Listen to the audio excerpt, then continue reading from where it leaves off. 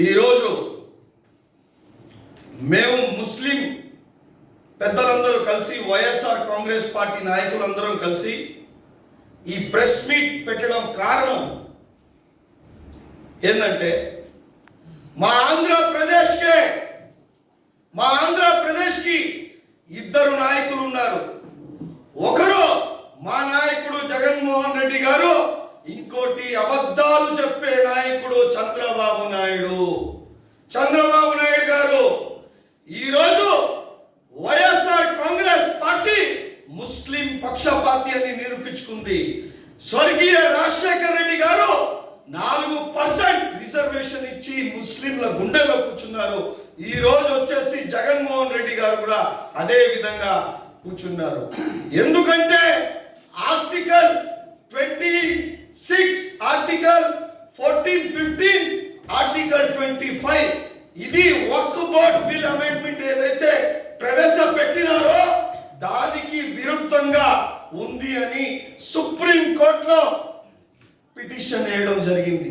ఒక ఆయన చంద్రబాబు నాయుడు గారు ముస్లింలకి విరోధిగా చేస్తా ఉంటే మా నాయకుడు ముస్లింల పక్షపాతిగా నిలబడ్డాడు. ఆయనకి జగన్మోహన్ రెడ్డి గారికి ఇదే తేడా. ఇంకోటి, జగన్మోహన్ రెడ్డి గారు ముస్లింలకి ఏ విధంగా కూడా తూట్లు పుడ్చలేదు, ముస్లింల వెన్నుపోటు పుడవలేదు, ముస్లింలకి ఏ విధంగా కూడా ఇబ్బంది కలగకుండా చూసినాడు. కానీ ఇటువంటి మా తలకాయలు మా అన్ని నరకడానికి వచ్చిన ఈ చంద్రబాబు నాయుడు గారే. ఇంకో మాట నేను చెప్పదలుచుకుంటున్నా, ఈరోజు సుప్రీం కోర్టులో ఇండివిజువల్ పార్టీస్ ఏదైతే ఉందో, యానికి ఇండిపెండెంట్ పార్టీస్ ఏదైతే ఉన్నాయో ఆ పార్టీస్ అన్ని సుప్రీం కోర్టుకి పోవడం జరిగింది. జగన్మోహన్ రెడ్డి గారు ఒక ఆంధ్ర రాష్ట్ర ముస్లింకే కాదు, దేశ ముస్లింలకి నేనున్నాను అని సుప్రీం కోర్టులో పిటిషన్ వేయడం జరిగింది.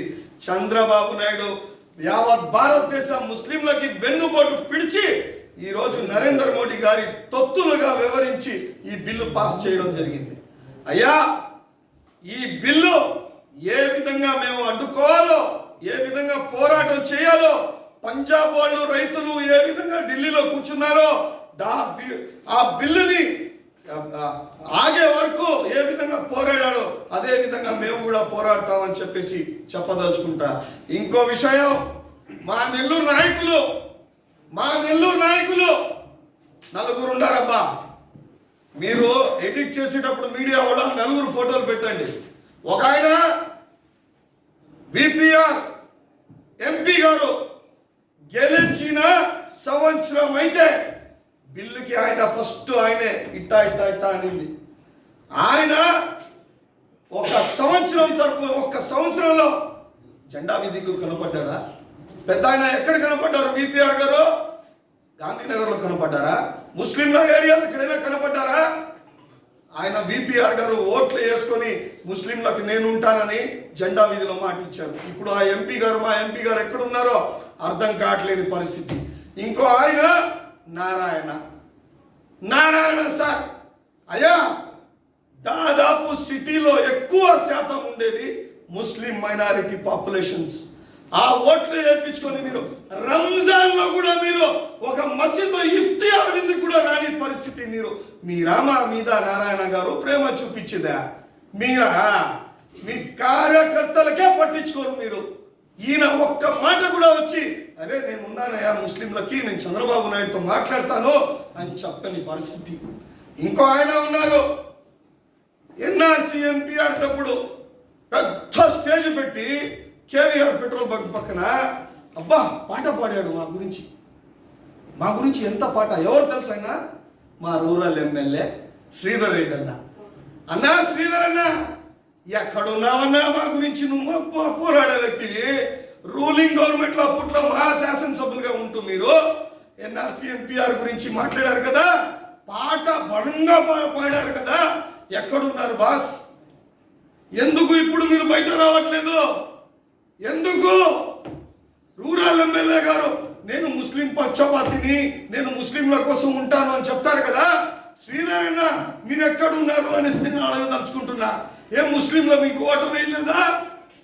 అప్పట్లో మీరు స్టేజ్ మీద నిలబడి మా కోసం పాట పాడారు కదా, ఇప్పుడు ఎక్కడ పోయి ఉన్నారు మీరు? చంద్రబాబు నాయుడు అంటే నీకు అంత భయమా? అంత భయమా? వచ్చే ఎలక్షన్లో ఖచ్చితంగా గుణపాఠం చెప్తాం. ఇంకో ఆయన నేనే మైనారిటీ నేత, నేనే అంత, ఆయనకి రాష్ట్ర వక్ఫ్ బోర్డ్ చైర్మన్ ఇచ్చారబ్బా. రాష్ట్ర వక్ఫ్ బోర్డ్ చైర్మన్ ఇచ్చాడు ఆయనకి. ఆయనే అబ్దుల్ అజీజ్. ఈయన వక్ఫ్ బోర్డ్ సిగ్గుండాలయ్యా నీకు. ఒక ముస్లింల గుండి పదవులు ఎంజాయ్ చేస్తూ ఉండవు. సిగ్గుండాలి అజీజ్ భాయ్ నీకు. సిగ్గు లజ్జ ఉంటే రాజీనామా చేయి. మీలాంటి వాళ్ళు పోయి రాజీనామా చేస్తే ఈరోజు బిల్లు పాస్ అయ్యే పరిస్థితి ఉండేది కాదు. మీరు పోయి చంద్రబాబు నాయుడు గారిని తొత్తులుగా వివరిస్తారా? వక్ఫ్ బోర్డ్ మీ అబ్బా సొత్తా? చంద్రబాబు నాయుడు అబ్బా సొత్తా? ఎవరు అబ్బా సొత్తు? నరేంద్ర మోడీ గారు అబ్బా సొత్తా? ఇది అల్లా ప్రాపర్టీ, ఇది మా ప్రాపర్టీ, మా మసీద్లు, మా దర్గాలు.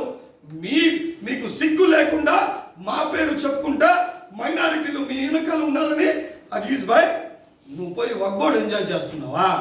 వక్ఫ్ బోర్డు ఆస్తులు లీజ్ చేయడానికి ఏ హక్కు ఉందా నీకు? ఏ హక్కు ఉంది?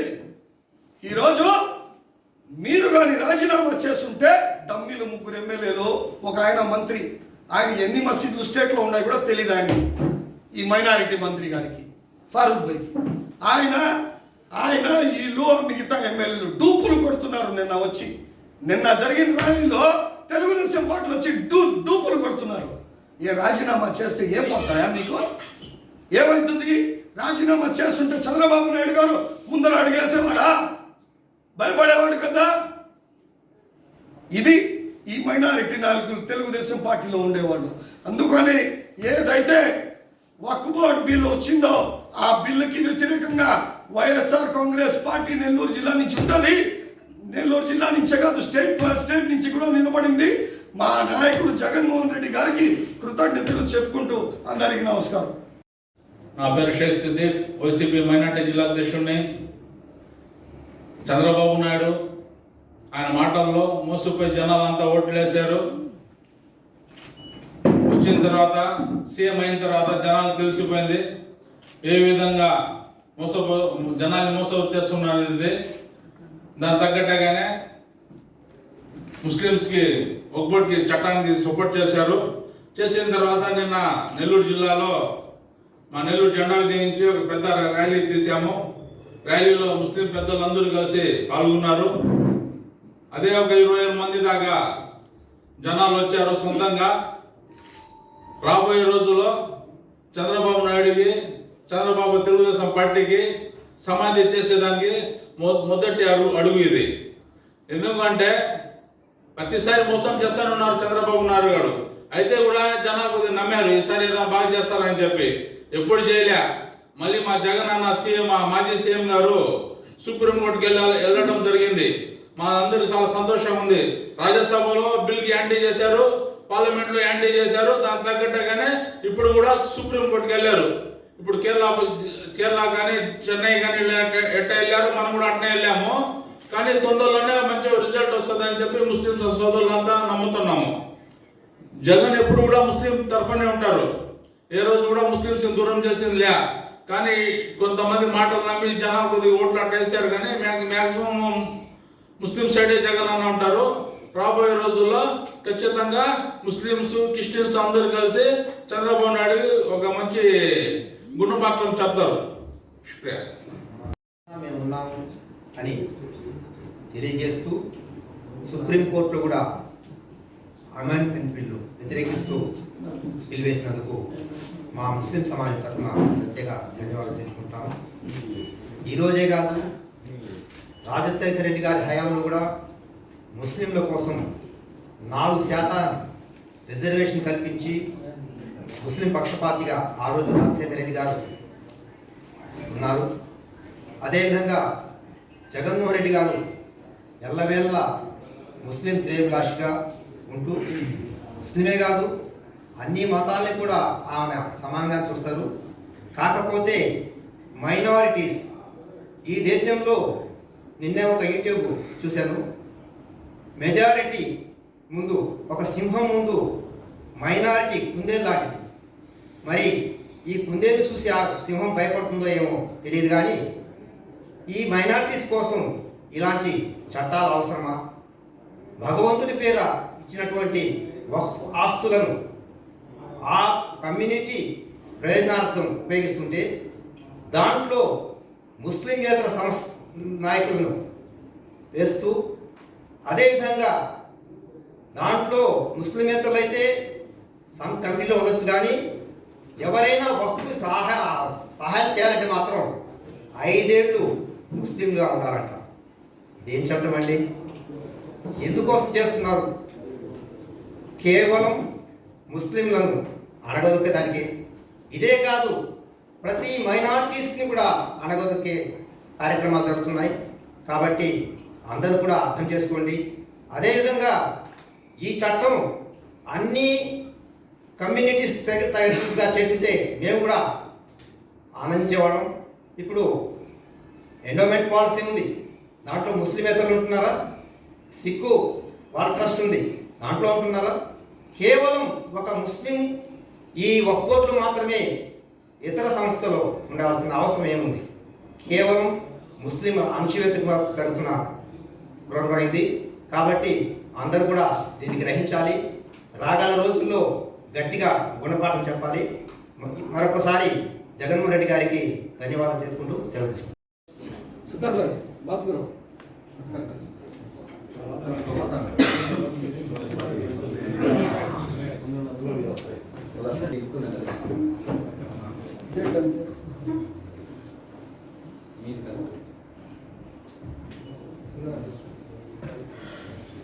నమస్కారం. ముందుగా జగన్మోహన్ రెడ్డి గారికి ప్రత్యేక ధన్యవాదాలు తెలుసుకుంటాం. వక్ఫ్ బోర్డు